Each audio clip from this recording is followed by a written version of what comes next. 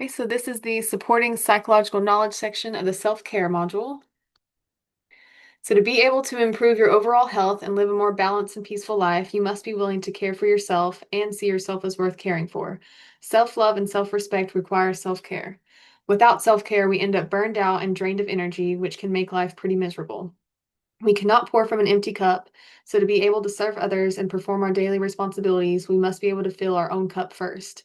Self-care helps remind us that our entire existence is not supposed to be solely based on work and productivity. Unfortunately, the way our society is currently set up makes practicing self-care very difficult. We are often blamed for having poor self-care instead of recognizing how our systems are set up to prevent it. Our society rewards productivity and achievement, not wellness.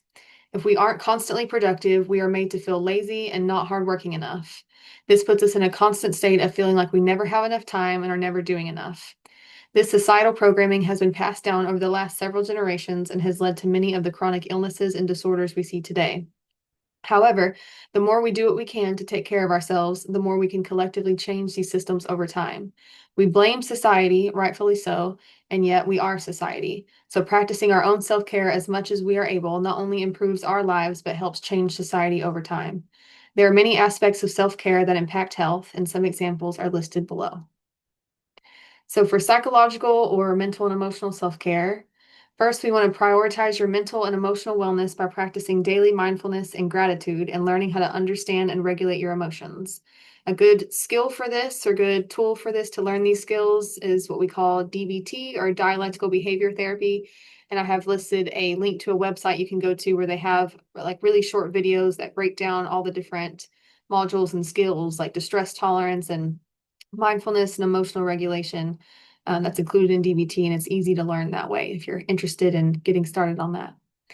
Also, if you suspect or if you have or suspect that you have a mental health disorder or have experienced trauma, psychotherapy can be very helpful to help you gain insight into yourself and work on processing trauma and recovering your mental and emotional well-being. If you're unable to access local therapy resources, there are also therapists that provide online treatment and can be found on sites like TherapyDen. Practice being in the present moment and fully engaging in each activity instead of multitasking. Remember that the present moment is all we have, and when you find your mind wandering to the past or worrying about the future, gently return your awareness to the present moment and reconnect to your body through your breath. Grow your social network and sense of community with like-minded individuals that make you feel seen and supported. Even if this is hard for you to achieve in your physical community, there are many online communities now to find support and people who share your interests. Speak kindly to yourself. Validate what you go through every day and be gentle with yourself. Remember that shame is not a good motivator, but self-love is.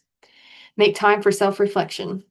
This can be done through journaling or even just talking to yourself out loud. No, that does not make you crazy. Also, tip, you can talk to ChatGPT as well if you want to try AI. It can be helpful for verbal processing. But anyway, you want to talk about what you're going through and how you're making sense of it.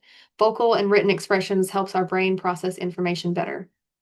You also want to follow through with mental health appointments if that applies to you. Be willing to practice sitting with difficult emotions and letting them pass through you without attaching to negative thoughts. This will help you improve distress tolerance instead of turning toward unhealthy coping skills that cause you to avoid experiencing and processing your emotions. Please allow yourself to express your emotions through crying, talking with someone in your support network, making music, art, etc., whatever works for you. Try new things that excite you and be willing to face your fears. After every fear conquered is a greater sense of freedom and self-appreciation. Reduce stress and mental load by using time management strategies like setting alarms and reminders, making lists, etc.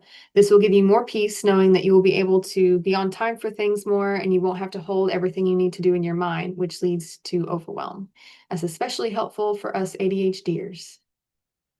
All right, so for physical self-care, first you want to educate yourself on proper nutrition. I know it can be really overwhelming to figure out what is true anymore because everybody has different opinions and beliefs about what is healthy and what is not, which is confusing. But the best website and resource that I found that has really good science that backs up what it says is nutritionfacts.org. And if you go there, they have a lot of videos that explain the science behind nutrition and how to properly nourish yourself.